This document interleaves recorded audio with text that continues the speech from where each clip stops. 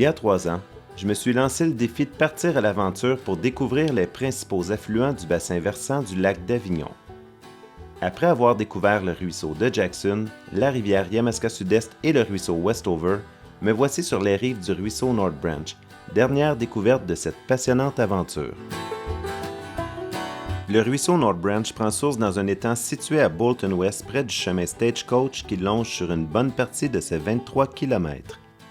Il traverse ensuite le village de Brome et termine sa course au parc Case Mills pour former le début de la rivière Yamaska Sud-Est au croisement du ruisseau de Jackson.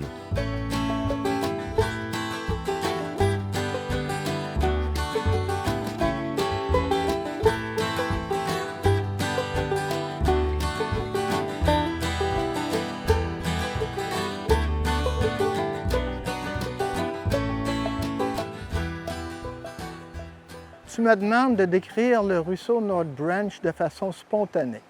Comment ne pas tomber en amour? Alors, c'est un très beau petit ruisseau et il a l'avantage quand même de couler à un paquet d'endroits où vous devez vous déplacer un petit peu pour admirer sa beauté. Le ruisseau North Branch apparaît sur les très vieilles cartes. La carte de Bouchette, entre autres. On est quand même à 1831. Le ruisseau North Branch apparaît, il est dessiné avec minutie et avec détail. Alors qu'il y a un paquet de ruisseaux et de rivières beaucoup plus importants qui n'apparaissent même pas ou qui sont dessinés tout croche. Et la raison, c'est que le chemin Stagecoach, qui est la première route des cantons de l'Est qui reliait la baie Missisquoi du lac Champlain avec le lac Memphremagog, le chemin Stagecoach suit le ruisseau North Branch. Donc, ceux qui l'ont dessiné étaient capables de faire un bon travail. Le chemin Stagecoach, en fait, à l'origine, il s'est appelé The Old Magog Road parce que le but de cette route-là, quand ils ont fait le tracé, c'était pour rejoindre Montréal jusqu'au lac Memphremagog et éventuellement les États-Unis. Le premier tracé est parti de Saint-Jean-sur-Richelieu, a descendu vers la baie Missisquoi et finalement s'est en allé vers l'est pour se rendre jusqu'au lac Memphremagog.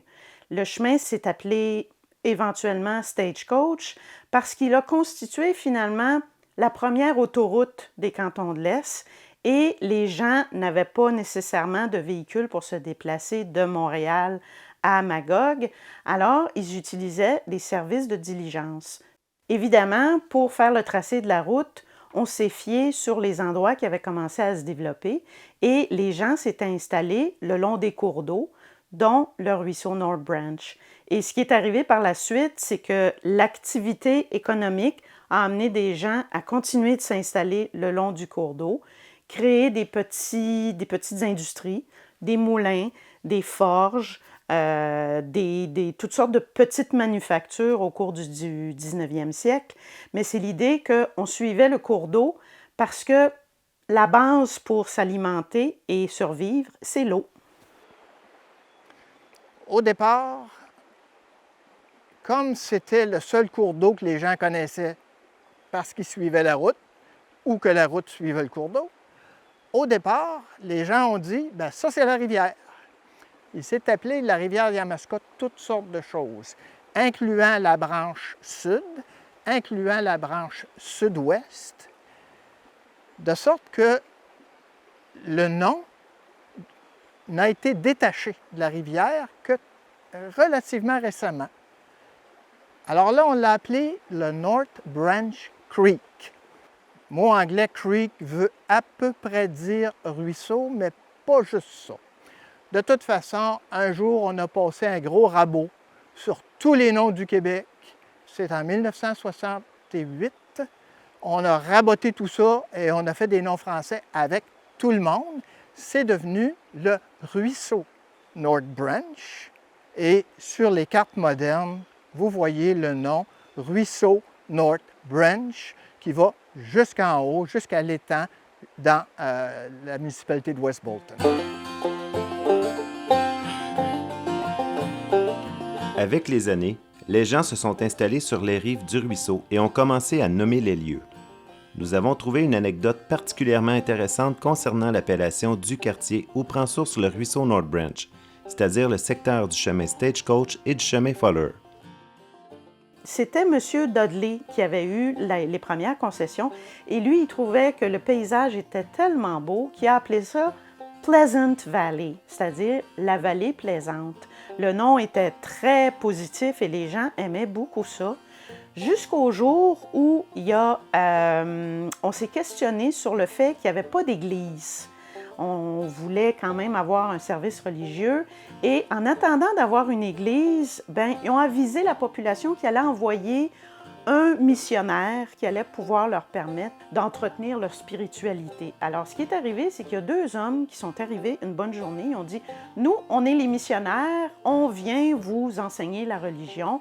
Alors, installez-vous, on va faire des réunions à chaque soir pendant une semaine. » Et à mesure que les réunions avançaient, les gens trouvaient, mon Dieu, il me semble qu'ils sont très sévères, puis ils ont des drôles d'attitudes, puis ils sont très négatifs. Puis là, les gens se sont mis à douter. Puis à un moment donné, il y a quelqu'un qui a dit, « Je suis pas sûre finalement que c'est des vrais missionnaires. » Alors, la dernière réunion, où là, les 2 missionnaires leur ont dit qu'il fallait qu'ils expient leurs péchés et tout ça, les gens ne disaient rien. Alors là, les missionnaires, ils ont dit, ça prend quelqu'un là, qui s'avoue là, officiellement.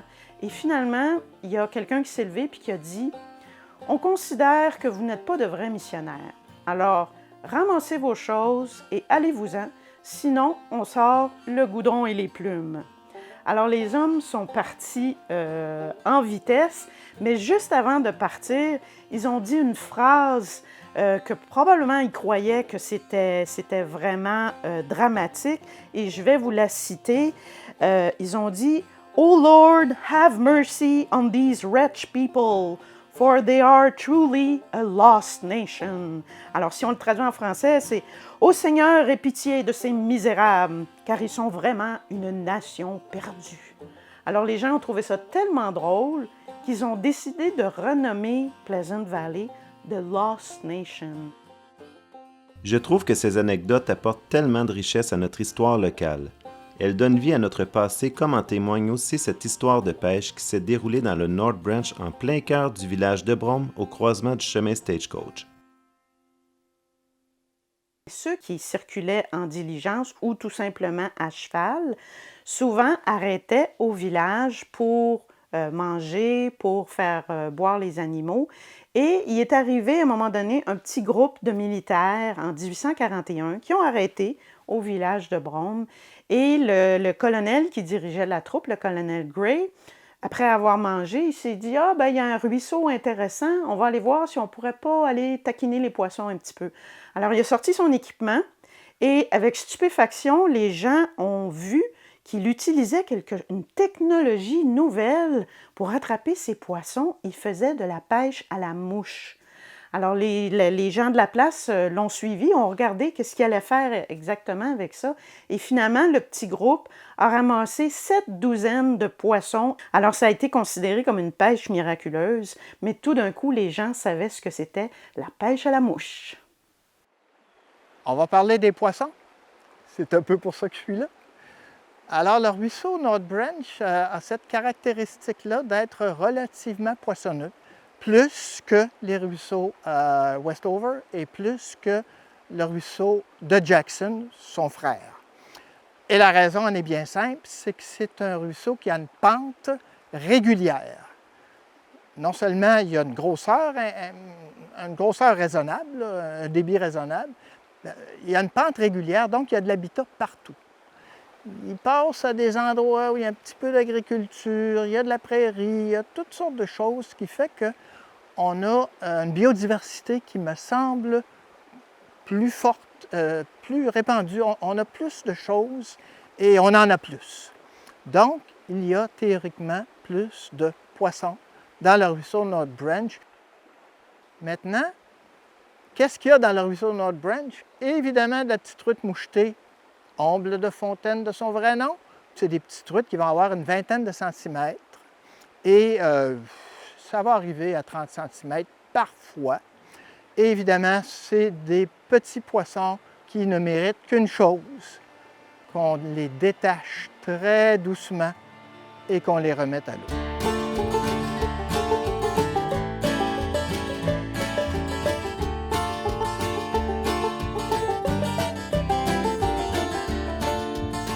Lors de nos recherches historiques, nous avons découvert qu'au moins 6 ou 7 moulins avaient été construits sur les rives du North Branch. Un de ces moulins a appartenu à Lan Westover, descendant du pionnier Moses Westover qui avait opéré un autre moulin 30 ans plus tôt sur le chemin Ely à Sutton avec son plus jeune fils Stephen. Ils sont à l'origine de l'appellation du ruisseau Westover, sujet d'un précédent documentaire. La modernisation des transports amène toutes sortes de circulations sur le chemin Stagecoach et il y a des contrebandiers qui vont se créer un réseau qui circule sur le chemin Stagecoach. Le principe, en fait, c'est simple, c'est que les contrebandiers trouvent un endroit pour faire imprimer de la fausse monnaie américaine et ils s'en vont aux États-Unis avec cet argent-là, achètent des animaux, des marchandises, reviennent au Canada en passant par le chemin Stagecoach et revendent à gros prix ce qu'ils ont acheté avec de la fausse monnaie. Pour imprimer la fausse monnaie, les contrebandiers utilisent des plaques en métal gravées qu'ils mettent dans une presse, mais ça fait beaucoup de bruit. Alors, pour ne pas se faire entendre, ils s'installent dans le moulin à scie de Lan Westover situé sur les rives du ruisseau North Branch et actionnent la presse lorsque le moulin fonctionne. Ainsi, le bruit du moulin à scie dissimule le bruit de la presse qui imprime les faux billets. Les contrebandiers se réunissent à un endroit particulier qui était la Taverne Prime située sur le chemin Stagecoach près du chemin Mont-Écho. Ce n'était pas un relais de diligence officiel, mais beaucoup de gens s'y arrêtaient pour se reposer et changer les chevaux. Évidemment, on se rassemble là, on prend un verre et ça amène les contrebandiers à avoir un endroit de réunion et c'est là qu'il va se passer un événement quand même important. En novembre 1853, les hommes de loi de l'époque dirigés par le huissier Leonard Bourright décident de faire une descente à la Taverne Prime. Alors, ils encerclent les routes autour de la taverne. C'est le branle-bas de combat. Les gens essayent de se sauver et Leonard Bourright, finalement, réussit à arrêter certaines personnes et ils se rendent à l'endroit où on imprime l'argent. Mais finalement, les gens qui sont au moulin, tout près de la Taverne Prime, ils se dépêchent de jeter les plaques dans la rivière, dans le ruisseau North Branch, et de se sauver. Mais il y aura 6 personnes qui vont être inculpées, dont les 2 frères Westover, Stephen et Lyman Allinson, qu'on appelle Lan Westover. Quelques années plus tard, on retrouve une plaque d'impression qui avait été cachée dans le moulin et qui est aujourd'hui conservée au musée Lac-Brome.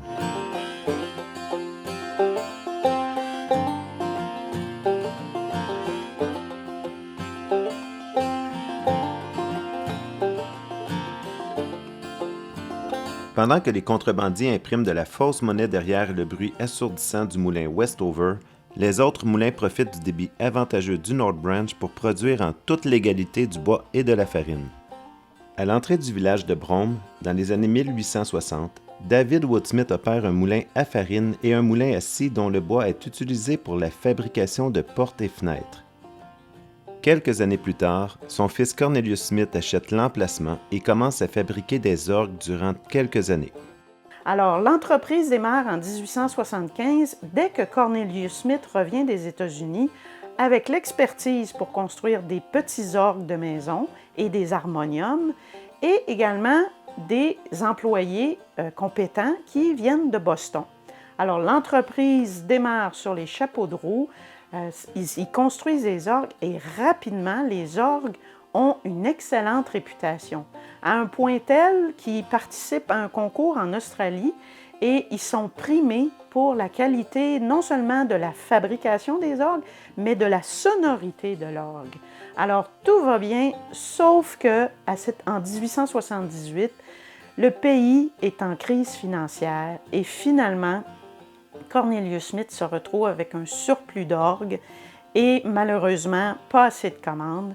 Il est obligé de fermer l'entreprise après seulement 3 ans de fonctionnement. Par la suite, une entreprise de portes et fenêtres est remise en opération au même endroit par un autre propriétaire et le moulin sera opéré jusqu'en 1925. Un petit peu plus tard, au début du 20e siècle, il y a eu une autre industrie qui a été florissante dans le secteur, c'est l'industrie de M. Ernest Palmer, qui était des pompes à eau en bois. Alors, la technologie de la pompe à eau visait à remplacer les vieux puits en pierre là, qu'on avait une potence avec un seau d'eau. C'est vraiment une nouvelle technologie où la pompe est creusée dans le sol et va chercher l'eau à 12 pieds de profondeur. La pompe est construite tout en bois, en pin et en peuplier, mais l'intérieur du tube est en pruche. Pour 2 raisons simples, c'est que la pruche, c'est un bois qui durcit et qui devient très résistant à l'eau. Alors, on évite les infiltrations, mais aussi, ça donne un petit goût à l'eau qui est vraiment intéressant.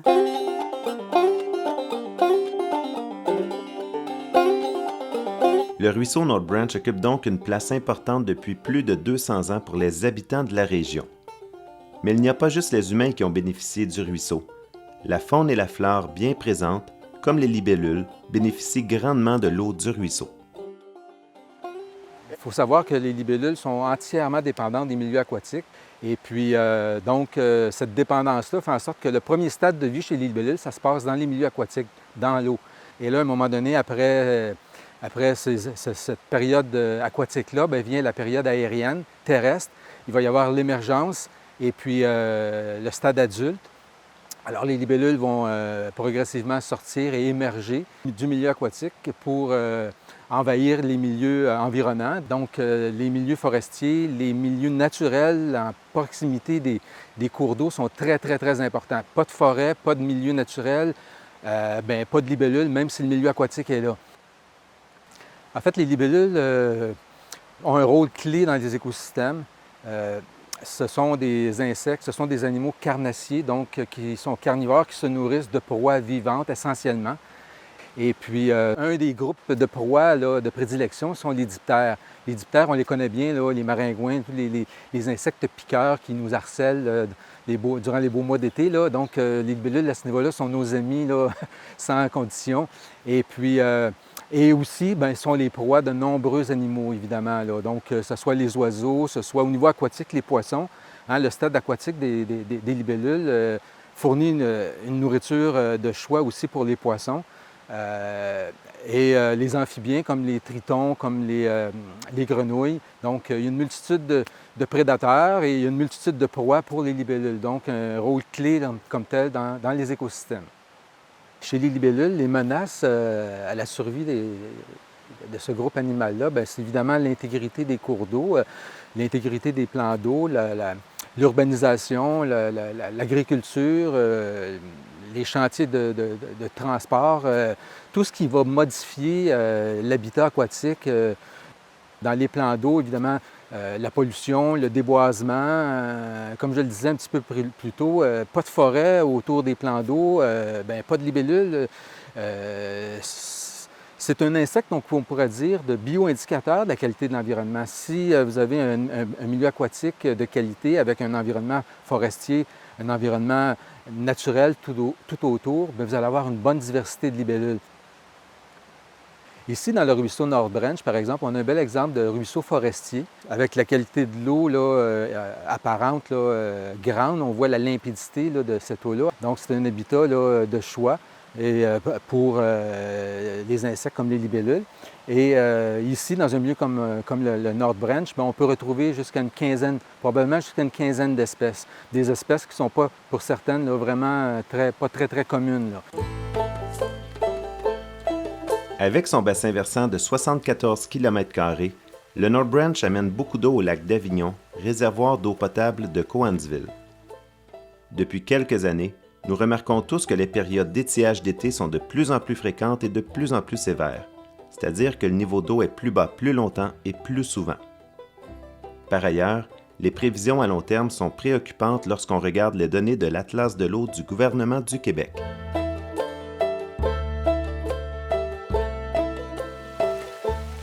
Ce qui est prévu dans les scénarios de changement climatique, c'est des plus longues périodes de sécheresse, de températures élevées en été, mais aussi en hiver, puis aussi des périodes de précipitations assez fortes. Pour les prévisions, les aquifères ou les nappes phréatiques qui sont confinées, qui sont très profondes et dans le roc, sont peu soumis au changement climatique. Donc, il ne devrait pas avoir tant de variations à ce niveau-là. Par contre, les nappes phréatiques de surface ou les nappes phréatiques libres, dans les substrats un peu graveleux, eux vont avoir un impact probablement notable là, sur le niveau de l'eau. La pression démographique, elle est là. Il va y avoir de plus en plus de demandes en eau aussi dans un contexte de changement climatique. Pour le moment, les bilans hydriques sont positifs dans le sens où les eaux souterraines du bassin versant, ils réussissent à bien se recharger par rapport à la demande en eau. Mais plus il y a de sécheresse, plus il y a de manque d'eau, de température élevée, plus il y a de demande en eau. Du point de vue citoyen, du point de vue agriculture, puis du point de vue industrie aussi. Donc, si on prélève plus d'eau plus vite que la recharge, c'est là qu'il va y avoir un manque d'eau notable. Les milieux naturels sont un atout vraiment incontesté pour la qualité d'eau, pour la quantité d'eau aussi. Il y a des grandes zones de recharge dans le bassin versant du lac d'Avignon. Puis ces grandes zones-là sont surtout en milieu naturel, donc c'est une très bonne nouvelle. Puis il y en a beaucoup aussi dans les montagnes vertes, puis une grande partie est déjà en aire protégée. Donc c'est pour la recharge, c'est une bonne nouvelle pour la qualité et la quantité. Le plan régional des milieux naturels de la MRC Brome-Missisquoi vise justement à protéger 100% des milieux humides et hydriques d'intérêt et à préserver le maximum de milieux naturels pour faire face au changement climatique. D'autres sujets préoccupent les écologistes de la région, dont celui des espèces exotiques envahissantes. Alors, dans Brome-Missisquoi, on a des plantes qu'on suit, des plantes exotiques envahissantes depuis quelques années. La renouée du Japon étant la plus importante, mais on pense à la phragmite aussi qui envahit les marécages. La renouée du Japon, que plusieurs appellent le bambou du Canada, c'est une plante dans la famille des Polygonacées. C'est des plantes qui sont reconnaissables par les nœuds, les articulations sur la tige. Et la disposition en zigzag. On la reconnaît bien aussi parce qu'elle fait des grands massifs denses où à peu près rien d'autre pousse. Donc, elle est distinctive aussi parce que avant l'arrivée de l'été, elle peut atteindre 2 mètres de hauteur. Donc elle domine le paysage très rapidement. La renouée du Japon, d'abord, le nom le dit, elle est originaire d'Asie. Elle a été introduite au Canada il y a plusieurs décennies et elle s'est échappée de nos jardins. Elle avait été introduite comme plante ornementale, échappée des jardins, puis aujourd'hui, elle a envahi plusieurs écosystèmes. D'abord, on le voit ici, là, elle laisse de la place à aucune plante. Elle prend toute la place au sol, puis aucune plante indigène implantée peut résister. Il y a de l'ombre, il n'y a pas de place. Et donc, elle diminue grandement la biodiversité végétale. Ensuite, au sol, les rhizomes peuvent avoir jusqu'à 20 ou 30 cm de diamètre, puis vont créer un réseau dense qui va occuper tout l'univers des sols. Donc, elle laisse aucune place pour la croissance d'autres plantes. Pour l'eau, c'est dramatique parce qu'elle empiète sur les berges, elle domine les rives, prenant la place des plantes indigènes comme le saule ou le cornouiller ou l'aulne rugueux, qui, elles, retiennent le sol. Dans une période de crue saisonnière, La renouée du Japon, elle ne retient pas les sols. Donc, des particules de sol se détachent facilement de la berge, se retrouvent dans l'eau. Les sédiments dans l'eau font une eau trouble, puis affectent la santé de tout le milieu aquatique. L'Union mondiale de la nature a défini la renouée du Japon comme une des pires plantes exotiques envahissantes du monde. C'est un déséquilibre écologique, cette plante-là.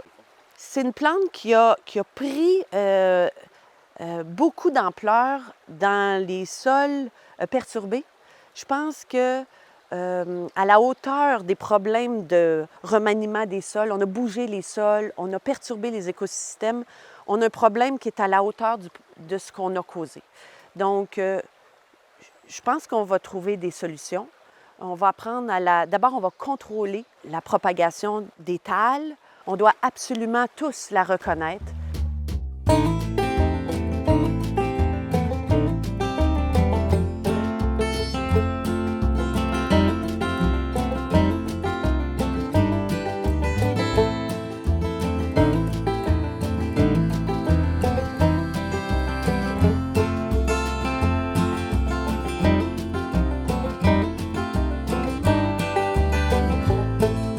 Ce qui m'a frappé au fil de mes 4 documentaires sur nos cours d'eau, c'est de constater à quel point nous avons de magnifiques milieux naturels dans notre région.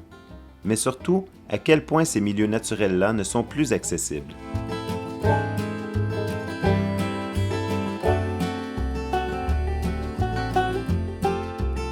Lorsque j'étais petit dans les années 80, je me souviens qu'on prenait des balades sur les chemins de terre avec mon père et qu'on pouvait débarquer et entrer dans le bois à peu près n'importe où. Mais aujourd'hui, ce n'est plus vraiment possible de faire ça et ça me rend nostalgique.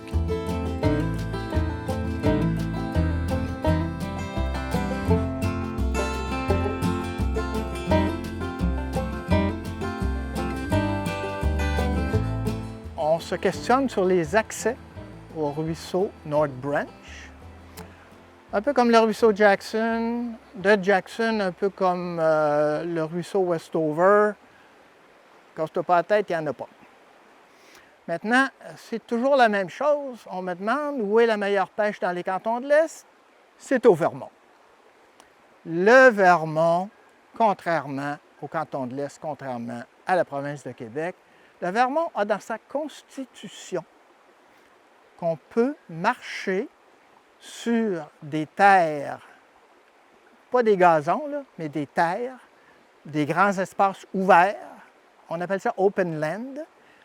On peut marcher pour aller à la chasse, pour aller à la pêche et pour trapper. Et ça, c'est inscrit dans la Constitution du Vermont. Alors que ici, avec le ruisseau North Branch, en théorie, vous devez demander la permission à tous les propriétaires. La MRC a fait un sondage l'été dernier pour savoir est-ce que la population trouve qu'il y a assez d'accès à la nature, est-ce qu'il y a assez de sites, est-ce que c'est bien aménagé, comment on pourrait faire mieux. Et là, le constat, c'est qu'on pourrait améliorer la situation. 57 % seulement trouvent qu'il y a assez d'accès à la nature dans la MRC, donc d'accès public. Donc, ce qu'on souhaite faire, c'est vraiment aider les municipalités, les organismes, les communautés pour augmenter l'offre de sentiers, faire un réseau finalement, là, un réseau d'accès au milieu naturel. On peut parler de corridors plein air. On veut structurer finalement, là, avoir un plan de match, travailler sur un plan visant à améliorer l'accès au milieu naturel en collaboration avec les communautés. Vraiment, là, puis répondre davantage aux besoins de la population, tout en faisant attention au milieu, à la fragilité des milieux. Donc, il y a tout un équilibre, là, finalement, à atteindre par rapport à la capacité de support de ces écosystèmes-là qui sont sensibles. Mais il y a une volonté d'améliorer la situation, mais ça va prendre vraiment une collaboration soutenue, une mobilisation, travailler avec les propriétaires. D'ailleurs, dans le sondage, on questionnait à savoir est-ce qu'il y a des propriétaires qui ont un intérêt à donner accès à la population par l'entremise d'entente, de servitude d'accès, de droit de passage. Et il y en a plusieurs qui nous ont manifesté leur intérêt. Fait que c'est vraiment intéressant. On veut poursuivre finalement auprès de ces propriétaires-là, aussi avec les municipalités et d'autres partenaires pour travailler vraiment à améliorer l'offre d'accès au milieu naturel. Donc, plus de sentiers, plus d'accès nature, pour le bénéfice de la communauté de la MRC. C'est un beau projet collectif.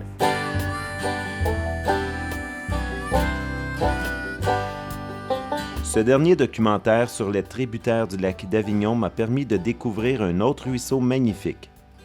Un ruisseau en santé qui traverse des paysages variés et qui a occupé une place importante pour les premiers habitants qui sont venus s'installer dans la région. Durant les 3 dernières années, j'ai eu le privilège de découvrir le bassin versant du lac d'Avignon. Ce fut une aventure extraordinaire qui m'a permis de rencontrer des citoyens accueillants et des collaborateurs passionnés. J'ai été fasciné par la richesse de notre histoire locale, par la beauté des paysages et par la qualité de l'eau de nos ruisseaux. J'espère avoir réussi à transmettre mon attachement à nos cours d'eau et à nos milieux naturels. J'espère que nous saurons travailler ensemble afin de les préserver pour les générations futures.